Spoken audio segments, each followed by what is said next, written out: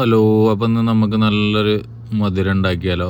പഴം നുറുക്കാണ്. അപ്പോൾ ആദ്യം നമ്മൾ ഒരു പഴം എടുത്തിട്ട് ഇതുപോലെ മുറിച്ച് ഒരു പാനിലോ ചട്ടിയിലോ ഇട്ടിടുക. എന്നിട്ട് അതിലേക്ക് ഒരു ആവശ്യത്തിന് വെള്ളം ഒഴിച്ചിട്ട് അന്ന് ചെറുതായി വേവിച്ചതിന് ശേഷം അതിലേക്ക് ആവശ്യത്തിന് ശർക്കര, പിന്നെ ഒരു സ്പൂണ് നെയ്യ് ഇട്ടിട്ട് നന്നായി വേവിച്ചെടുക്കുക.